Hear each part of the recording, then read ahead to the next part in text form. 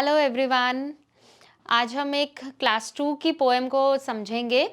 Title है keeping quiet. बहुत ही beautiful poem है एंड इसके पोएट इस पोएम के थ्रू ये मैसेज दे रहे हैं कि जो भी सोसाइटी, जो भी मैनकाइंड आजकल बहुत हरी में रहती है, बहुत जल्दी में इधर उधर दौड़ने में, मटीरियलिस्टिक वर्ल्ड में मटीरियल्स को कलेक्ट करने के लिए, मीन्स जो हमारे सोर्सेज हैं लाइवलीहुड के उनको कलेक्ट करने के लिए जितनी जल्दी में रहती है, तो वहाँ थोड़ा रुकने की ज़रूरत है, इंट्रोस्पेक्शन की ज़रूरत है।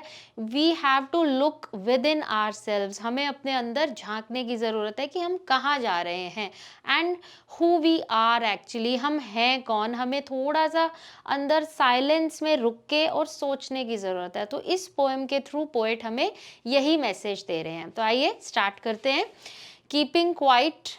Now the first two lines are, now we will count to 12 and we will all keep still. Now the poet is saying, poet कह रहे हैं कि मैं 12 तक, 12 तक काउंट करूँगा और हमें सबको तब तक रुक जाना है। We will all keep still, रुक जाना है। अब 12 क्यों कहा है, 12 ही नंबर क्यों लिया गया है? 12 आवर्स भी होते हैं डे में, जो क्लॉक में शो करते हैं 12 आवर्स। फिर 12 मंथ्स भी होते हैं एक साल में, एंड 12 ज़ोडिएक साइंस भी होते हैं। तो मे बी उन्हीं चीज़ों को माइंड में रखते हुए पोएट ने 12 नंबर ही लिया है ना। अब वो ये सबसे अपील कर रहे हैं, सबको ये रिक्वेस्ट कर रहे हैं कि सबको रुक जाना है। स्टिल का मतलब रुक जाना, कि हम कोई एक्टिविटी ना करें, हम रुक जाएं। For once on the face of the earth, let's not speak in any language. अब पोइट कह रहे हैं कि face on the earth, face on the earth का मतलब है कि अर्थ में जहाँ भी हम हैं, ग्लोबली वो ये अपील कर रहे हैं, किसी एक पर्टिकुलर कंट्री की बात नहीं है। Globally he is saying that on the face of the earth, जहाँ भी हैं हम अर्थ में, प्लैनेट अर्थ में हम जहाँ भी रह रहे हैं, वहाँ हमें किसी भी लैंग्वेज में, मीन्स वो ग्लोबली कह रहे हैं कि जो भी हमारी भाषा है, अगर हम किसी एक कंट्री में रहते हैं तो कोई अलग भाषा होगी, दूसरी कंट्री में है तो अलग होगी लैंग्वेज। तो कोई लैंग्वेज में कोई बात ना करें और हम सभी कहीं पर भी जहाँ भी हम रहते हैं वहीं स्टिल हो जाएं, रुक जाएं। Let's stop for 1 second and not move our arm so much. अब वो कह रहा है कि 1 सेकेंड के लिए सब रुक जाएं, सब बिल्कुल स्टिल हो जाएं, कोई काम ना करें। And not move our arm so much. अब आर्म्स यहाँ पर बॉडी पार्ट वाला आर्म भी है, जो हमारी आर्म बाजू होती है, एंड दूसरा आर्म्स यहाँ पर ये है जो वेपन्स, जो भी हम वेपन्स, हथियार यूज़ करते हैं, वो भी सब हम ना यूज़ करें। मीन्स जो वॉर्स में है इस वक्त वो भी रुक जाएं। और वो क्यों रोक रहे हैं ये आगे समझते हैं। तो अब वो नेक्स्ट कह रहे हैं, it would be an exotic moment. Exotic means unusual, unique, बिल्कुल अलग, बहुत अलग मोमेंट होगा। मोमेंट मीन्स पल। विदाउट रश, रश नहीं होगा जिसमें, बिल्कुल जल्दी नहीं होगी किसी भी काम की, सब आराम से बैठ जाएंगे, रुक जाएंगे। Without engines. Now engines refer here to machines. यहाँ पर engines का मतलब है कि machines की बात हो रही है, कि किसी भी तरह की फैक्ट्री में, इंडस्ट्री में जो engines means machinery work, machine से रिलेटेड वर्क होता है, वो भी ना हो और वो भी रुक जाए। We would all be together in a sudden strangeness. अब वो कह रहे हैं कि जब हम सब इस तरीके से रुक जाएंगे, हम सब कोई भी काम नहीं करेंगे, जल्दी में नहीं होंगे, सब एक पल के लिए ठहर जाएंगे, तो हम सब एक साथ पाएंगे खुद को। किसमें? Sudden strangeness. सडन का मतलब है जो अचानक आएगी। अब अचानक रोक रहा है पोएट हमको, तो अचानक ही आएगी। स्ट्रेंजनेस जो अद्भुत ये एक्टिविटी होगी, रुक जाने की, चुप हो जाने की, इसमें वो कह रहे हैं कि सडन स्ट्रेंजनेस में हम सब एक साथ पाएंगे खुद को। Fisherman in the cold sea would not harm whales. अब किसको कोट कर रहे हैं? फिशरमैन। फिशरमैन होते हैं मछुआरे जो मछली पकड़ते हैं। इन द कोल्ड सी, अब सी में कोल्ड सी जिसका पानी ठंडा है, ऐसे मछुआरे would not harm whales. Whales किसको रिप्रेजेंट कर रहा है? एक्वाटिक लाइफ को, कि यहाँ पर इन 2 लाइंस के थ्रू वो एक बहुत बड़ी कम्युनिटी को रिप्रेजेंट कर रहे हैं। कैसे? फिशरमैन का मतलब है जो भी मछुआरे हैं जो जाल फेंक के मछलियों को पकड़ते हैं। मीन्स वो किनको कोट कर रहे हैं? जितने भी ऑप्रेसर्स होते हैं जो एक्सप्लॉइट करते हैं weaker section of the society को। तो वो कह रहे हैं कि जितने भी ऑप्रेसर्स हैं वो किसी भी वेल मीन्स जो भी उनका शिकार है, यहाँ सिर्फ वेल से या किसी मछली से या सी वाले एनिमल्स की ही बात नहीं हो रही है, वो जनरली सभी को कोट कर रहे हैं कि जो स्ट्रॉन्ग सेक्शन ऑफ सोसाइटी है वो वीकर सेक्शन ऑफ सोसाइटी को इस तरीके से हरास नहीं करें, एक्सप्लॉइट नहीं करें। And the man gathering salt would look at his hurt hands, और जो आदमी जो सॉल्ट गैदर करते हैं, नमक बनाने के प्रोसेस में लगे होते हैं, would look at his hurt hands। अब जो नमक बनाने का प्रोसेस है वो कुछ ऐसा होता है जिसमें हमारे हाथों पे बहुत ज़्यादा असर आ जाता है कि हाथों को वो काटता है नमक, तो उनके हाथ कहीं कहीं से कटे और ऐसे छिले से रहते हैं। तो वो किसको रिप्रेजेंट कर रहे हैं? अब वो उस कम्युनिटी को रिप्रेजेंट कर रहे हैं जो बहुत ज़्यादा हार्ड वर्क करती है, जैसे लेबरर्स हैं या जैसे रिक्शा पुलर्स हैं या इस तरह का जो काम करते हैं जिसमें बहुत ज़्यादा हार्ड वर्क इंक्लूडेड है।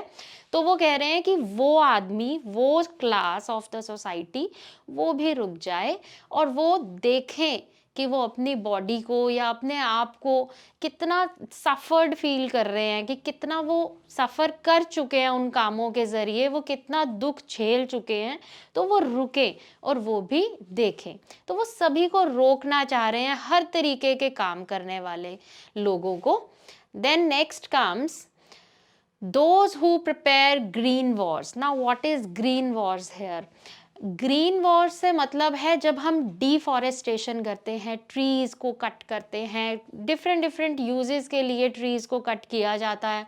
तो जो प्रिपेयर कर रहे हैं ग्रीन वॉर्स, अब पेड़ों को कट कर रहे हैं तो वो किसकी तरफ इशारा कर रहे हैं कि जब ह्यूमन बीइंग नहीं ऐसे कामों को रोकेगा, पेड़ों को कट करता ही चला जाएगा, तो क्या होगा? अपने आप भी उनको प्रॉब्लम्स फेस करनी पड़ेंगी। कई तरह की प्रॉब्लम्स, जैसे पोल्यूशन इंक्रीज हो रहा है या और भी कई तरह की प्रॉब्लम्स जो पेड़ों के कम होने से, ऑक्सीजन की बहुत सीवियर कमी हो जाएगी।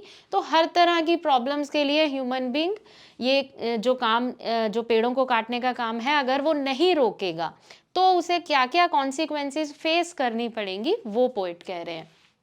Wars with gas, Wars with fire.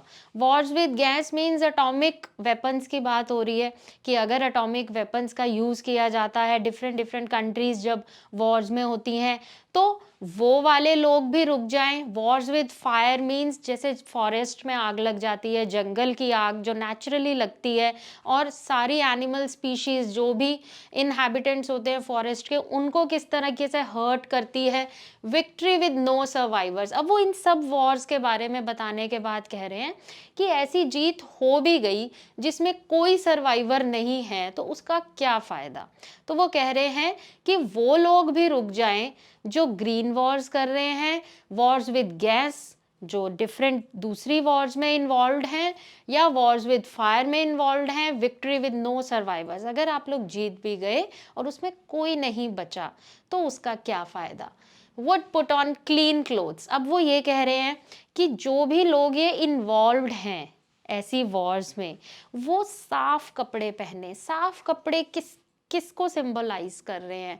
Clean clothes. Clean clothes वो इसलिए कह रहे हैं कि जो उनके क्लोथ्स डर्टी हो गए हैं इन वॉर्स में रहते रहते, ब्लड शेड क्लोथ्स हैं, लोगों के खून से रंगे हुए हैं या और किसी कारण से उनके क्लोथ्स डर्टी हो गए हैं, तो उनको साफ कपड़े मीन्स अपने माइंड को भी साफ करना है और अपने माइंड से हेट्रेड, वायलेंस, इन चीज़ों को निकाल के they have to put on clean clothes. फिर उन्हें अपने विचारों को साफ करना है।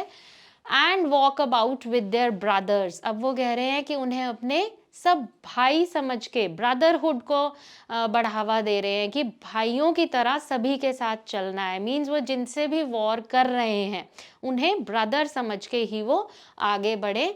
इन द शेड डूइंग नथिंग। क्या अपील कर रहे हैं? शेड। शेड का मतलब क्या है? जैसे यहाँ पर बात हुई ग्रीन वॉर्स की, पेड़ों को ना काटें, एक तो वो शेड की बात है, जो पेड़ हमें शेड प्रोवाइड करती है। दूसरी शेड है सुख में, जो कि सुख उनको फील होगा जब वो वॉर्स को रोक देंगे, तो जो उनको एक कंफर्ट फील होगा, उस शेड की बात कर रहे हैं, डूइंग नथिंग, और वो भी रुक जाएं, कुछ ना करें। तो बार बार यही अपील कर रहे हैं पोएट कि सभी रुक जाएं, यही रिक्वेस्ट कर रहे हैं, सब रुक कर देखें, खुद के अंदर झांक कर देखें कि वो क्या कर रहे हैं, किस तरफ जा रहे हैं। What I want should not be confused with total inactivity। अब पोएट आगे ये क्लियर कर रहे हैं, क्लेरिफाई कर रहे हैं कि ये जो मैं रुकने की बातें कर रहा हूँ, इसको इनएक्टिविटी से कंफ्यूज ना किया जाए। मीन्स इनएक्टिविटी का मतलब होता है सिटिंग आइडल, कि ऐसे ही बिना किसी काम के बैठ जाना। नो, ही इज सेइंग कि मेरी इस रिक्वेस्ट को आप इनएक्टिविटी से मत करें, कंफ्यूजन में मत जाएं, क्योंकि मैं सिर्फ ऐसे ही लेजी बैठने को नहीं कह रहा हूँ, मैं इंट्रोस्पेक्शन के लिए कह रहा हूँ कि रुकने के बाद आप क्या करेंगे, आप मंथन करें, आप सोचें कि आप कहाँ जा रहे हैं, आप कौन हैं, और आप सही कर रहे हैं या आप गलत कर रहे हैं। Life is what it is about, I want no truck with death. अब वो कह रहे हैं लाइफ वही है कि जो रियल मायने हैं उन पर फोकस कर रहे हैं, कि जिंदगी का रियल मायने क्या है। किसी को कोई भी गलत तरीके से ना ट्रीट करे, सभी करेक्ट तरीके से सबको, मतलब ह्यूमैनिटी को बढ़ावा दें, इंसानियत को बढ़ावा दें। I want no truck with death. अब इसका क्या मतलब है, no truck with death? No truck with death का मतलब, नो ट्रक विद का मतलब होता है कि किसी चीज को सहन करने से मना करना, रिफ्यूज करना, कि yes I will not tolerate this. तो वो कह रहे हैं मेरी जो ये रिक्वेस्ट है रुकने की, सबको एक बार स्टिल करने की, इसको डेथ ना समझा जाए, मृत्यु ना समझा जाए, क्योंकि जो इनएक्टिविटी होती है वो कुछ हद तक मृत्यु मीन्स ये नहीं कि हमारी जिंदगी खत्म हो जाएगी, but yes if we are doing nothing, अगर हम कुछ नहीं कर रहे तो हम मृत जैसे ही हैं, we are like a dead body. So he is saying कि कर्म करना बहुत ज़रूरी है, लेकिन रुक कर खुद को पहचानना भी उतना ही ज़रूरी है। If we were not so single minded about keeping our lives moving, single minded means self centred, selfish, सब सेल्फ सेंटर्ड हो चुके हैं मटीरियलिस्टिक वर्ल्ड में, अपने रिसोर्सेज के पीछे भाग रहे हैं कि हमें ये भी मिल जाए, वो भी मिल जाए, और ज़्यादा हम पैसा ले लें और ये सब। तो वो कह रहे हैं कि अगर हम इतने सिंगल माइंडेड ना होकर कि अपनी ज़िंदगी को इसी तरह मूविंग रखने के लिए हम इतना भागदौड़ ना करें, and for once could do nothing perhaps a huge silence. वो कह रहे हैं कि एक बार के लिए अगर हम कुछ ना करें तो कैसा रहेगा, and for once could do nothing perhaps. अब वो नेक्स्ट कहते हैं कि एक जो ह्यूज साइलेंस है, ह्यूज क्यों कहा है साइलेंस को? साइलेंस को ह्यूज इसलिए कहा है कि वो ग्लोबली सबको रोक रहे हैं, तो वो एक बहुत बड़ी साइलेंस, चुप्पी हो जाएगी, क्योंकि वो कहीं एक छोटे से समुदाय को चुप होने के लिए नहीं कह रहे हैं, वो ग्लोबली। जैसे आपको याद होगा लॉकडाउन के टाइम भी ग्लोबली सब रुक गए थे, लॉकडाउन हुआ था तो वही चीज़ है huge silence. Means huge silence जो है वो इस सैडनेस को इंटरप्ट कर देगी, might interrupt this sadness. Sadness कौन सी? जो एक दुख, निराशा ने हमें घेरा हुआ है, हम इधर से उधर भाग रहे हैं, हमें खुद के लिए टाइम नहीं है, बहुत सारी ऐसी चीज़ें हैं। तो यही जो सैडनेस है, ये उदासी, निराशा, इसको इंटरप्ट मीन्स इसको कुछ टाइम के लिए रोक देगी। शायद ये जो उदासी है ये सुख में बदल जाए अगर हम खुद के अंदर झांकेंगे और रियलाइज करेंगे कि वेयर वी आर हेडेड, हम कहाँ जा रहे हैं। Then of never understanding ourselves and of threatening ourselves with death। अब सैडनेस किस चीज की? सैडनेस की बात हो रही है, किस चीज की sadness?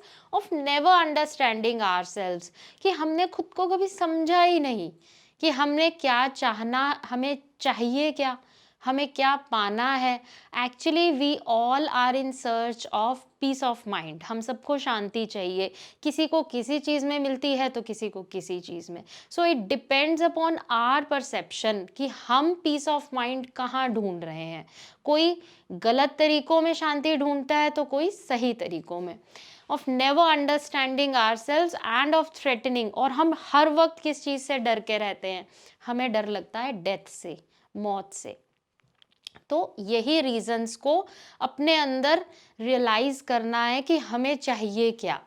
So further poet says, perhaps the earth can teach us as when everything seems dead and later proves to be alive. अब बहुत अच्छा एग्जाम्पल दे रहे हैं पोएट। वो कह रहे हैं बेस्ट एग्जाम्पल है कि हम अर्थ से सीख सकते हैं कि वो नज़र तो आती है कि वो डेड है, इनएक्टिव है, कुछ नहीं कर रही है, बट सबसे ज़्यादा अलाइव अर्थ ही है, सबसे ज़्यादा जिंदा। कैसे? वो हमें कई तरीकों से दिखाती है कि वो जिंदा है। अब अगर हम एक छोटा सा सीड सो कर दें मिट्टी में तो हम कुछ भी नहीं करते और वो अपने आप बाहर, पहले सैपलिंग आता है, फिर प्लांट आता है और एक बहुत बड़ा ट्री बन जाता है। तो यही एक तरीका है पता लगाने का कि येस, अर्थ इज अलाइव। अर्थ कितनी चीज़ों को जन्म देती है, वो जिंदा है, बट क्या वो मूव करती है, क्या वो हिलती डुलती है या वो बात करती है? ऐसा कुछ नहीं होता है। So perhaps the earth can teach us, earth हमें सिखा सकती है as when everything seems dead, कि वो हिलती नहीं है, वो बिल्कुल डेड नजर आती है, but and later proves to be alive, लेकिन वो पूरी तरीके से अलाइव है, जिंदा है। Now I will count up to 12 and you keep quiet and I will go. Now again poet is saying कि अब मैं 12 तक गिनूंगा, आप सब चुप रहेंगे एंड फिर मैं चला जाऊंगा। So this was all about this poem. I hope hidden message is clear to you. I have explained in the poem clearly that what is the hidden message. Hidden message is as simple as this, that we need to introspect, हमें अपने अंदर झांकने की ज़रूरत है, हमें खुद को समझने की ज़रूरत है कि हम किस तरफ जा रहे हैं, हमें क्या चाहिए। ओके, नेक्स्ट किसी वीडियो में नए लेसन के साथ मिलते हैं।